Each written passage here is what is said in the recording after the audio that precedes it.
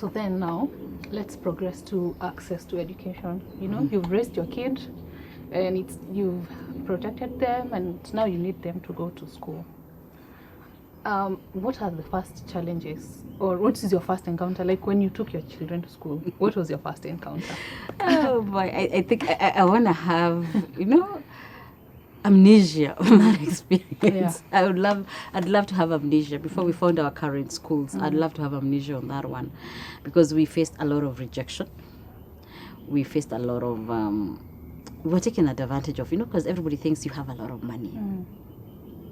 That became a big issue. We are lucky that we can put some money on the table. For those who can't, what's available to you are what is called public special schools. And I would love if public special schools were what was available, but it delivered the right thing. Yes. But what you find is that you'll find special needs kids who would need a ratio of 1 teacher to 3 children and an assistant. You'll find a class of 40 with 1 teacher, no backup. Yeah. Different ages, different levels of understanding and acumen, and different ways of coping under 1 teacher. Yeah. And that is a unit. No therapy access or whatsoever. And therapy is a constant for people with special needs. So when it comes to access to education, one, it becomes first hard to find. There are no schools. There are no schools, or the schools are there and they don't know what to do with your child. Yeah. And also the education system that we've had all along was about performance. Yeah, mean grades. So a person with intellectual disability will either be, if the school is able to understand them, that mean grade will be fine. So they'll tolerate the child despite all the other coping mechanisms available. If the child is not able to communicate and cope with the system, it will bring the mean grade down. So you'll have a child in school who is not being taken care of because, after all, you don't want them doing exams under your school's name. You don't want them in your mean grade, and therefore your child is simply escorting the rest as they grow. And by the time they leave school, they have zero understanding, zero knowledge, zero skills. Yes. Yeah, and that brings in another element within society of a person that has no value in terms of social standards. But then again, you have to think about, how does this person exist? Yeah. If you find the school it is providing something, then it becomes very expensive. Okay, and remember again, there's a difference between what is called special schools and integrated schools. Special schools are where everybody has a disability, of either physical or intellectual. While integrated is where what the society is called normal, or what we call neurotypical children, are mixed up with neurodiverse children, and therefore there's that element of what society would be.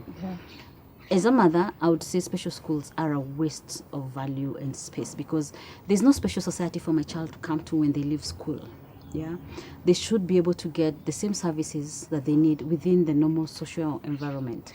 They should interact with other children, they should interact with teachers, and not in a closed environment, because after that, then where? Are they going to come to a closed environment that's for them? Yeah, they need to learn how to operate in normal society, go to the shop, take a public means transport, cross the road, okay, make their own bed, cook. The things that we consider normal within our social concept, they should be able to do that. But when you put them in a special unit, probably that doesn't work. Then if you find the integrated schools, school fee starts anywhere from 100,000 Kenya shillings. That's per term. That's 1,000 shillings, $1,000 for my due.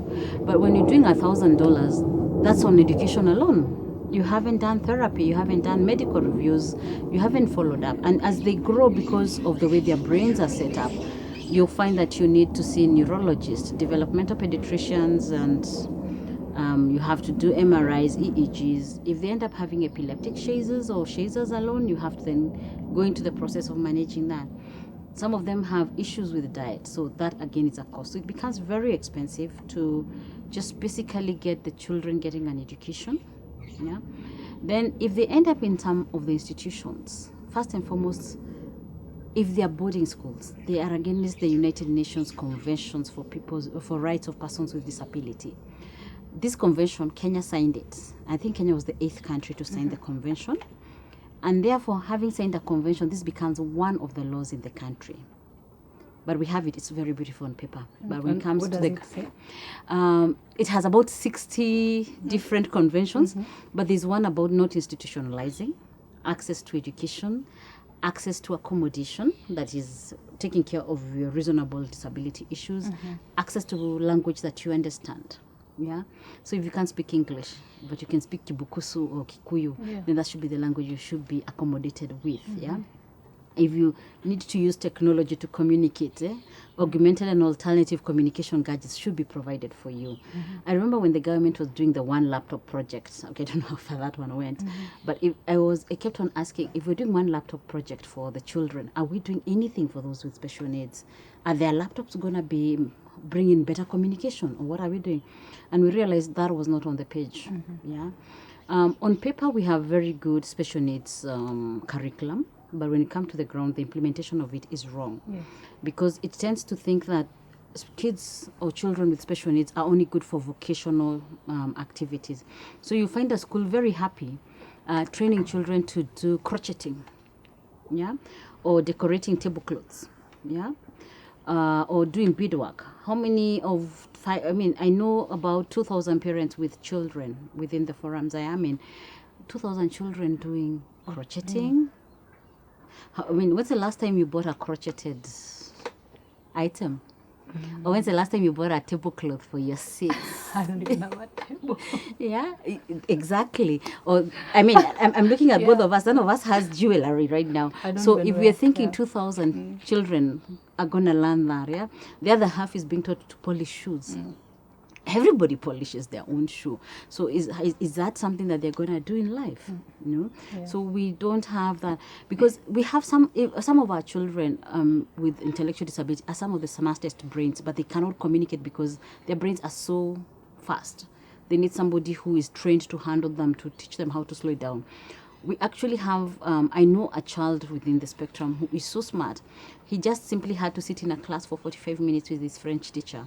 And within a week, he was basically doing business grade 2 French. Yeah, I know one who plays orchestral level of equipment of violins, and all he had to do was put his hand on top of a violinist's hand as they played. And the next time he was given, he can play from sound, but he cannot read a music score. So finding a way to communicate with them. We'll probably have some of the best doctors, teachers, engineers, nurses sitting in there, and even some professions that they are keen to. I have a daughter who loves babies. Yeah, so I'm one of those people who, my research right now is finding out what can she do at her level of comprehension that involves babies.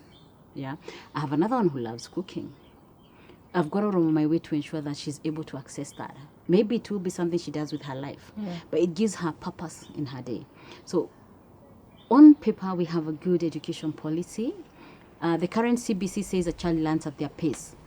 Yes, the child will learn at their pace, but have we trained the teachers to handle the child at the child's pace? Or are they still handling them as a mass? So the ones who can't move at this speed, either they're too fast or too slow, or they have a different thinking, are left out of that crowd. Yeah. So that is one... that's one challenge that is coming up with CBC, because we have assignments that look like they are tailor-made for everyone and not for them. And then what is considered the special needs path then removes them from academia completely. And not all special needs kids, and even not all neurotypical kids, are academic or vocational. So that balance is lacking. Moving it from paper to the actuality on the ground, that is also lacking. Finding, the policy says we should not go outside our districts to find schooling. But you find a parent has to drive for 2 hours to get a school, to actually just get something reasonable.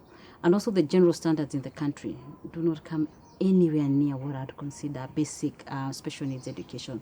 They are way behind. And that is not a lack of knowledge, it's lack of implementation. Okay. So this is a real talk, and you're understanding, like, there's a disparity between what is said on paper, the policies, versus what parents of children with special needs or any form of disability get.